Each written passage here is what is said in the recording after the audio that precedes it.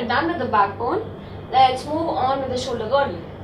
Now I told you in the example while I was explaining you about the rib cage that the shoulders are connected to that. So this is the structure of the shoulder girdle.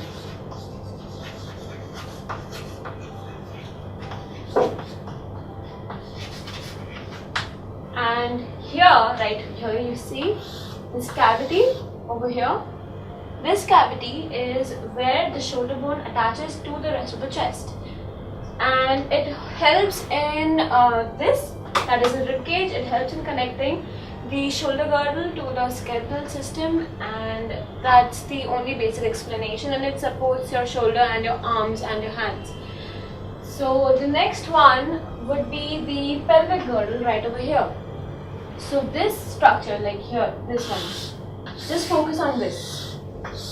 This is a pelvic girdle, and this helps you in performing the functions like sitting and holding your organs that are below your abdomen.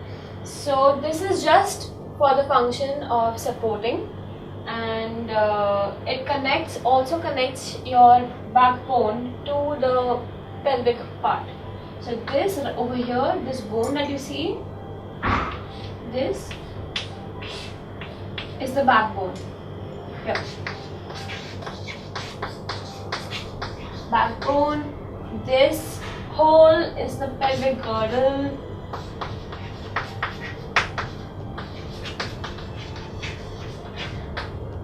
And now the further part is here. Let's focus on the legs.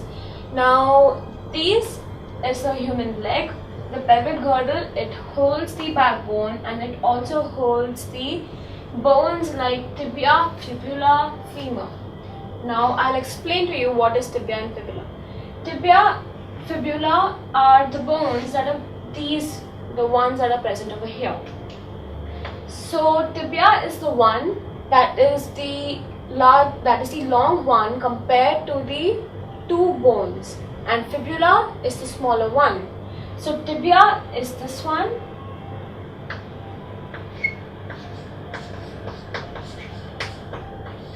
and this bone is the fibula. So tibia is the bone that extends, that's the foreleg, and it extends from the patella, that is the knee. The kneecap is known as the patella. Right over here. This small round structure you see over here, that's your patella or the kneecap. Now this kneecap it extends from this kneecap to the toe of your feet, and fibula is the other short bone. So tibia is the longer bone in both the bones, and fibula is the shorter bone in the two bones. Then we come to the femur. Now femur is this whole bone, this bone that starts from the pelvic girdle and ends up to the kneecap, right over here. So this is the highest density bone, it's the strongest bone because it holds all the weight of the body from that is grabbing on it. So this is the femur. Now let's go down to the feet section. The feet section consists of over here, right where the tibia and fibula end. At that place it starts with the name of tarsals. These tarsals connect this feet to the whole of this tibia and fibula part, that is the lower leg, and it is connected to this with the help of tendons, and I'll be explaining to you about other parts of skeletal system in a while. So tendon, just remember that tendon is the one part that is also the part of skeletal system. And now let's move on further with this. So now this is tarsals, the small bones that you see over here. Just try feeling your feet. When you feel your feet, you find the bony structure, you find long bony structures. So the one that will be extending from your tarsal to the point where your bone is joined into two, that would be known as the metatarsals.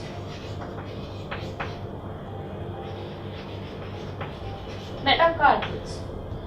Then this one, the one that extend ahead of the metacarpals, are the phalanges.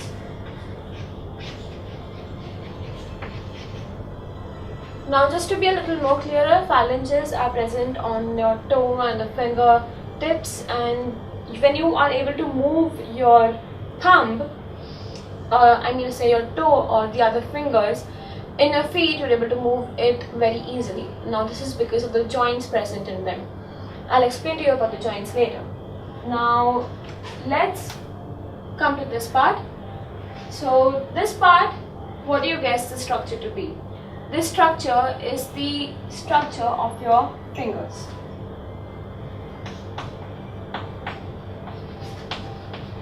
That's the fingers' skeletal structure.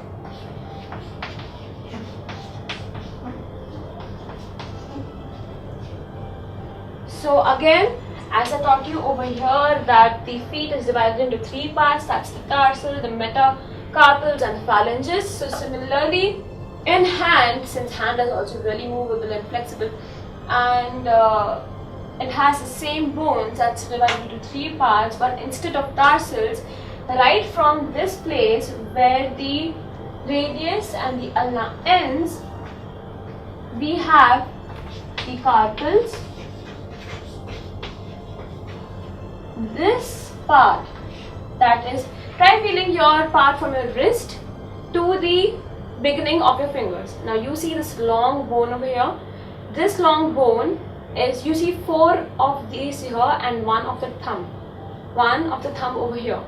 So when you touch all these 4 long bones, these long bones are scientifically known as the metacarpals.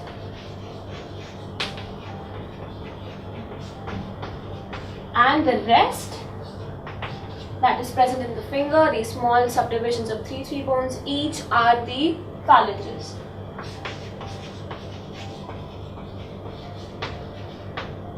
So the structure of the feet and the fingers, or the hand, the palm, is the similar one.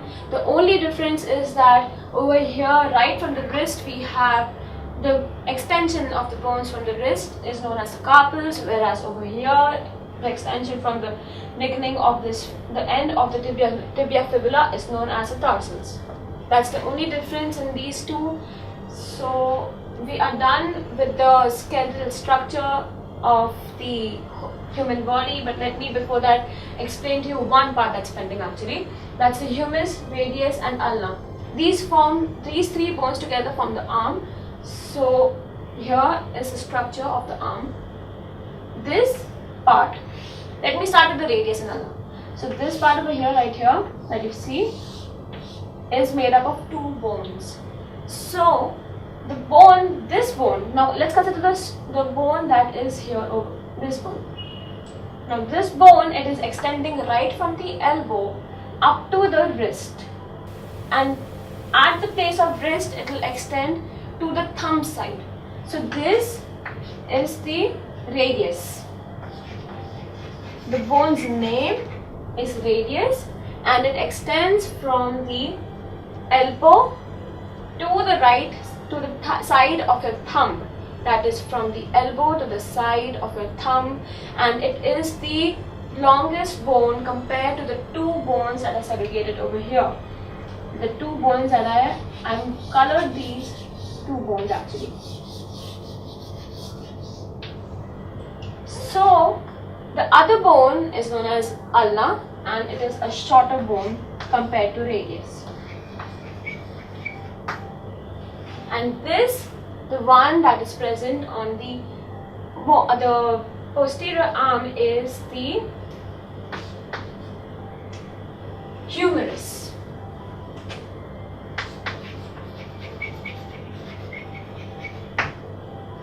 So let me just again repeat it for you so that it's clearer in your memory.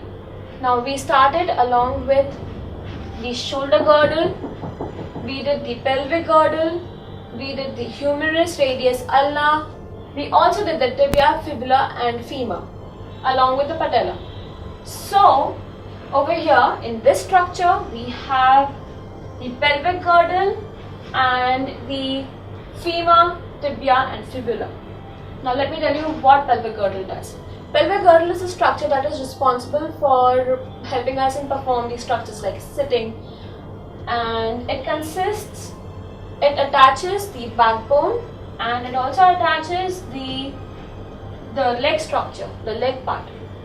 And the leg, talking about the leg, let's move on further. Now this part, that is this bone over here, the longest bone and the bone that is of the highest density is the femur. Then this is connected and the joint that is present in the two bones is the patella, and that is also known as the kneecap. Going below it we have two bones. Now these two bones I have highlighted in the pink chalk over here, and these two bones are tibia and fibula.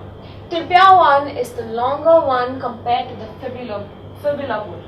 We go a little more below, and this bone is the tarsal, the metacarpals and the phalanges, and this bone is present in the feet. It is divided into the tarsals, metacarpals and phalanges. Now let's go on to the shoulder girdle. The shoulder girdle consists of this one cavity over here in which the shoulder bone, the humerus fits. The humerus fits into this and is connected to the whole of the body. So now let's go to the other part of the arm. The arm is divided into the forearm and opposed arm. The humerus is the arm over here. So the forearm that starts from the elbow and ends right at the wrist, is divided into the two parts, that's the radius and the ulna. Now radius is the bone that starts right from the elbow and ends to the side of the thumb, and it is the longest bone. The other shorter bone is the ulna. Now I also explained to you about the fingers. The fingers are again made up of three parts, that is the carpals, the metacarpals and the phalanges. So with this we've covered the topics of shoulder girdle, of pelvic girdle, of arm as the bone and of the legs. So we've covered the whole skeletal system in brief. Now just let me ask you before proceeding to any other further question. How do you really know that this is only the exact structure of the bone present in the skeletal system? Well, the answer to this is that there are certain bones in our body whose structures we can actually feel, like your arm, your radius ulna, your fingers, your toes, your legs. These are the bones that you can actually feel, and even your backbone for that matter. But there are some bones that are actually, you cannot feel them, so you cannot predict the shape of it just by touching it from the external surface. So there is this one method and technique that is developed over the years, that's known as the X-ray technique. Now in this technique, X-rays are used for imaging the bones. Now since I told you that these are high connective tissues, the bones are high connective tissues, they are high in density also. So X-rays being light, they do not penetrate these bones, and hence they leave an image on the negative photocopy on which the image is processed. So in this way the X-rays are scanned. Now X-rays are usually used when there is a patient who has just met with an accident supposedly. So the doctors do not know the trauma that is being caused to his bones, and if there is any trauma, it needs to be detected for curing it. So X-rays are one technique that can tell the tension that is given to the bones. No more spending your energy and money on coaching classes or missing classes for rain, for rally, and any other nonsense. Subjects covered by multiple teachers with repeat telecasts. Doubts, concepts, applications, no problem. All explained through great and significant animation. So sit back comfortably in your home and watch Study Spectrum TV channel.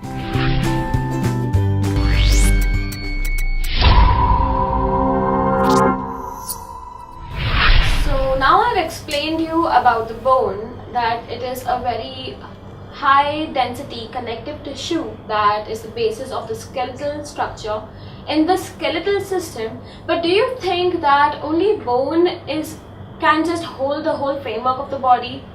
Do you think that it is possible for the bone to just freely float and then just survive and perform the functions as easily as we do it today? It's practically impossible. So the skeletal system consists of other components to it, and they are the muscles, the cartilages, the ligament and the tendon. Now with the example of let's take an example. The first example would be that what you need to do is you need to fold your arm to the shoulder. When you do that, you see a bulge on your arm, and this bulge is nothing but the mass of muscles that has been contracted. So the muscles can be defined as a tissue composed of cells or fibers that causes the contraction due to which the body movement is produced. Now I told you that contraction is not a simple process, it's a very complicated process, and it results due to the electrical impulse that is sent from the brain to that part of the muscle to perform that voluntary function. So the next part would be, and also the muscles, they also provide the cushioning to the rest of your body, and this cushioning prevents your body from taking in the shocks. So the next one would be the cartilages. Now what you need to do is you need to try to feel your bone in your nose and your ears. You would find that these two bones are not that hard as the usual bones are. So the cartilages are nothing but a firm, elastic, flexible type of connective tissue and form a bone, but they are not much harder and are found in nose and ears, which help them to perform the functions of flexibility. So that is the reason that our nose is able to move, though it does have the bone in it, and similarly for the ear.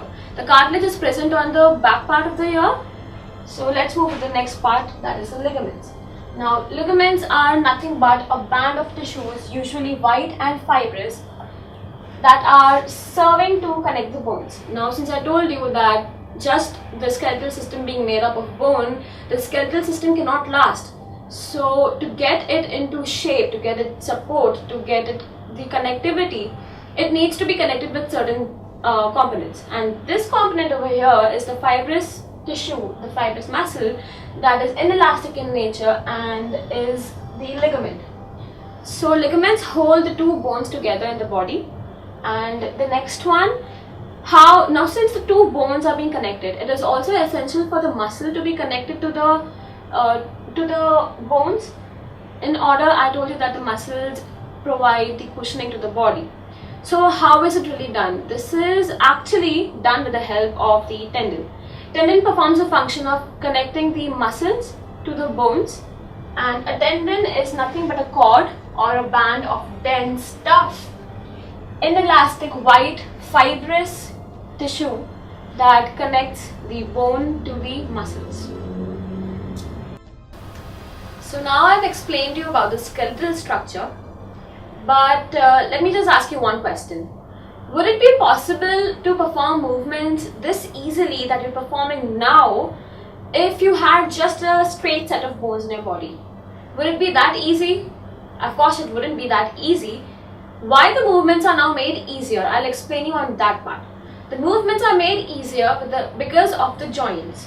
Now joints, these are the area where two bones, they come together and they are attached to serve for the purpose of permitting body to move usually, and these are made up of fibers and the connective tissues and bones attached together. So to understand about how easily we can perform movements with the help of these joints, let's perform a little activity again. Now this is the table that I've made, and it consists of the first column having the body part. The second one is about the movements. What type of movement would it perform? So here are like 5 options. These are rotates completely, it rotates partly, the body part can bend, the body part can be lifted, or the body part doesn't move at all. So let's proceed with that. The first one would be the neck. Now we know that, can you just try to examine the things with all the possibilities. The neck, does it rotate completely? Can you rotate your neck around 360 degrees? You definitely can't rotate it around 360 degrees, so it doesn't rotate completely. Does it rotate partly? Yes, you can turn your head from side to side or up to down, and it does rotate partly. So I'm just going to put a tick across that. And does your head bend? I don't think so. Does it lift? No. Does it not move at all? This option doesn't exist because we know that the neck can move from side to side. The next one would be wrist. The same activity performed with the wrist. Can you move your wrist in 360 degrees or can you rotate it partly, or can you bend it, or can you lift it? The answer for that would be that the wrist can rotate partly. The next one are the fingers. The fingers, what do you think? What would the option from all this be? The option for fingers would be that fingers can bend, because I explained to you about the carpals and the metacarpals and the phalanges. These are the bones that are connected with joints, and hence they can be bended easily or they can move easily. So the fingers can bend. What about arm? Now arm is one part that you can rotate 360 degrees, and therefore it is that it can rotate completely. Elbow, again it can bend only. Knee, it does again bend only. And I also explained to you about the flexion and extension. These are the 2 basic movements of body. Though I'll be explaining it to you again in a while. The back is the only option that it can bend, because I told you with the example of gymnasts that how flexible are they and how can they perform the activity so easily. So now you see that the column of doesn't move at all and which is empty. So we come to know that since we have a lot of joints in our body present at every bone, we are able to perform all the movements very smoothly, and there's no option in the body because that doesn't move at all. So let's proceed to understand the different types of joints now. So the joints can be further classified into 2 types of joints. The first one is the fixed or the immovable joints. Now in this fixed or the immovable joints, there are bones that are connected by these joints, and these joints, as the name suggests, cannot be moved. So I explained it to you in the example with cranium, that cranium is made up of many bones, and it is joined by fixed joints, and it is immovable. Why? Because it needs to perform the function of protecting the brain from shocks or any other external factors. So just let me down the example over here, that is cranium. The next type of joint is the movable joint. Now movable joint, as the name suggests, it obviously can move, and the movable joints are further classified into 4 types. These are, the first one is the ball and the socket joint, the second is the hinge joint, the third is the pivot joint, and the fourth is the gliding joint. So as the name suggests, the ball and the socket joint, in this joint the bones, the first bone will be having a rounded end that would fit into the cavity of the other bone.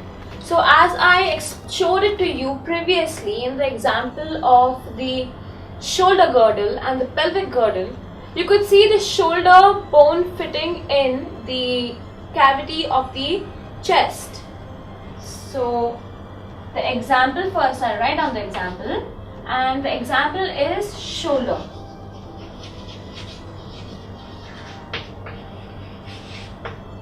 Now since shoulder, you know that you can rotate your shoulder in 360 degrees. So therefore, with the help of ball and socket joint, it is easy for that body part to perform complete rotations.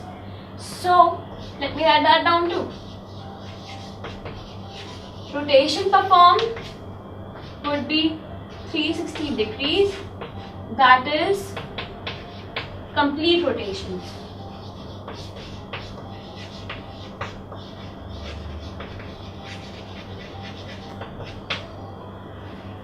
Let's move on to the next joint, that's the hinge joint. Now observe the door that is in your house. Do you see it moving and do you see it closing and opening freely? How is it possible so smoothly? This is because of the hinge that is present at the end of the door and the wall. And as the name suggests over here, hinge joint performs the same function. The examples of the hinge joint are the elbow and the knees.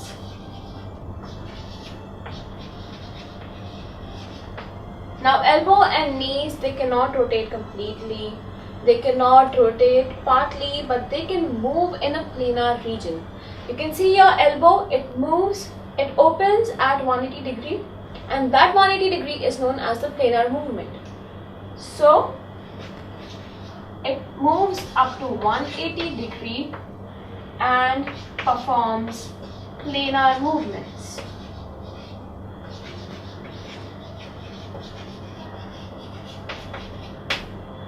Now flexion and extension are possible because of these joints.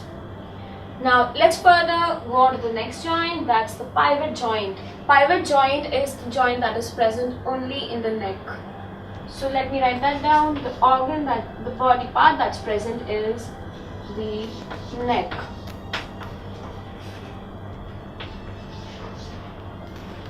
Now just try this out. Are you able to rotate your head around 360 degrees? You're not able to do that obviously. So in which planes are you able to move your head? You're able to move your head from side to side and from up to down. So the movements over here are again planar.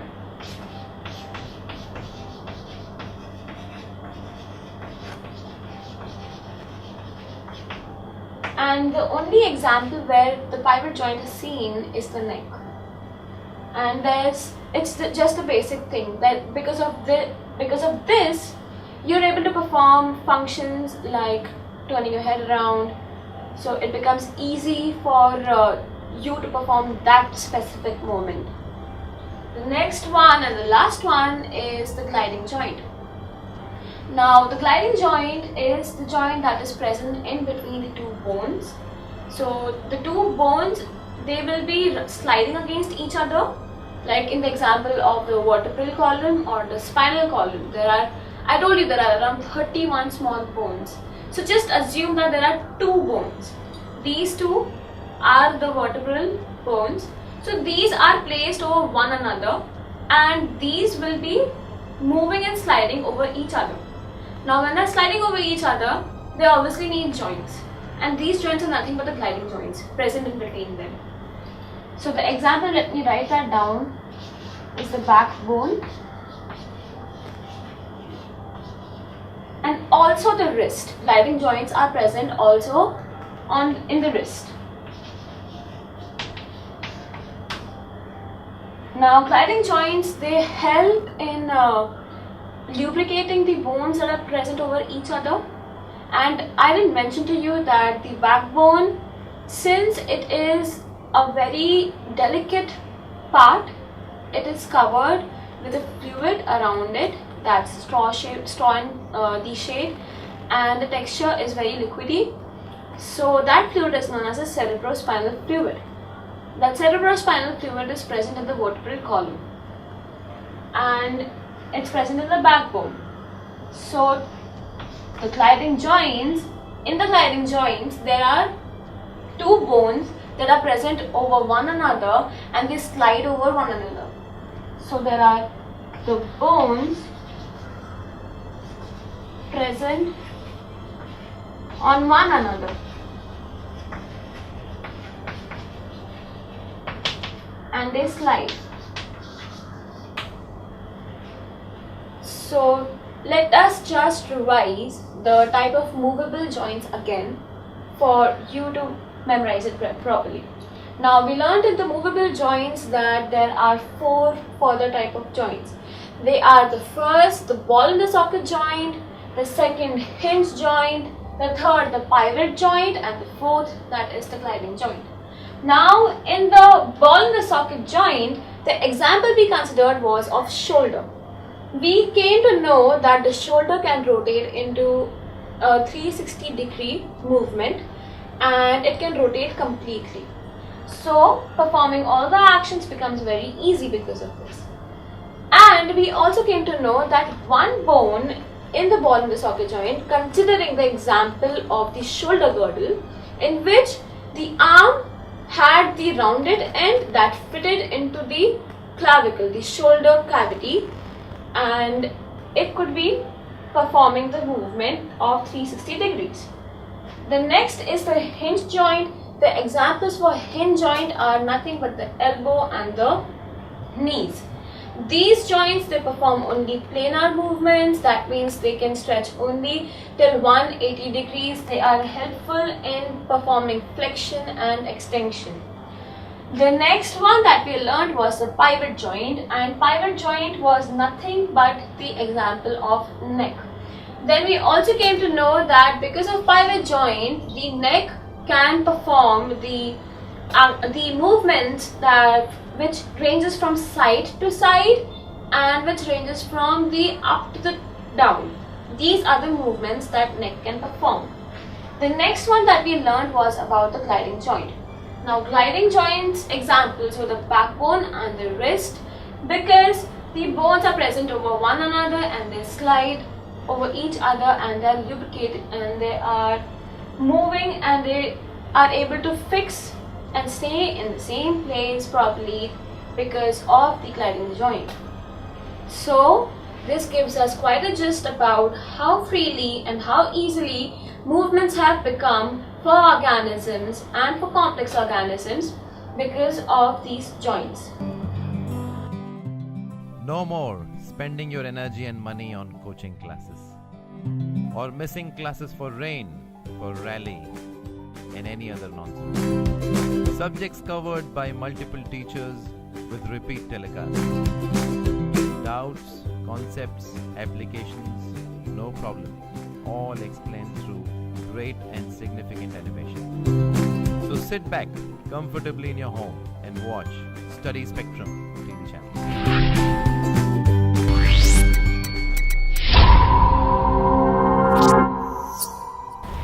So now we have studied about the movements of plants, of human beings, and in human beings we've also studied about the joints that make the movement easier. Now let's go to the part where animals move. So the first one that we have is the earthworm. Now in the structure of earthworm, there is no skeleton present as such, but there are a number of rings present on its body surface, on the entire area of its length. So the earthworm has muscles that extend and shorten the body, due to which obviously the movement is easier. And these repeated expansions and contractions result in the movement. Now what happens is that when the earthworm is moving, in the first place it would put forward its the head body and it would fix it to the ground. Then its rear end would be left loose, while on the following step, on the following note, the rear end would be fixed onto the body and the head end will be left loose. So while this process is happening simultaneously, the body of the earthworm, it shortens. So when the front end of the body is put forward, the earthworm shortens the rear end, and similarly when the rear end is kept placed firm on the ground, the front end is shortened. In this way, continuous expansions and contractions, they would lead to the earthworm moving in the forward direction, and obviously at a very slower pace this would happen because of the number of rings present on it. Now, since the earthworm has no skeleton in it, no body part, no extensions to it, the movement is made easier with the help of a slimy substance that is secreted from its body. And it is also said that it's also observed that these tiny bristles are nothing but the hair-like structures that are present on the sides of the earthworm, are connected with the muscles, and they provide it a very good grip actually. And because of this, it is helpful in penetrating into the soil and increasing the availability of air and water for the soil. So in this way also, it is known as a farmer's best friend. That reason would be because it eats its way through the soil and throws away the undigested part of the material that what it eats. So in this way, it makes it more fertile and makes the germination process a little more enhanced. The next organism would be the snail. Now, I'm sure we all have observed snails when it is a very heavy rainy day. So now, next when you see a snail, what you need to do to understand its shape better is that you need to take a glass slide and place the snail on it. Now you'd see a very huge structure, round structure on top of the snail's body. Now that is not its skeleton, neither its backbone, it's nothing but it's just a shell that's made up of complex muscles. So it has the shell that is the outer skeleton of the snail, and the shell is usually wrapped by the snail's body. Now what a snail do, it stays inside the shell, but the minute it steps out of the shell, its body is released out in the environment. Its head is released along with the basal muscles, and these basal muscles are very thick and they help it in moving further. So these basal muscles are thick structures, and they are also actually known as a foot, and they are made up of really strong muscles. So what happens is, it creates a very wavy motion. It's the same movement and mechanism as in the earthworm, but in this it moves on from side to side. The side of the foot muscle would first go further, and the next side would be stuck to the ground, and simultaneously the first side would be released in the air, released from the ground, and these simultaneous and continuous expansions and contractions of the foot muscle would make the movement more easier. Now we also observe that these snails, they have a very slimy substance secreted out as they slide their way through the direction they want to move in, and this makes its locomotion really more easier and lubricated,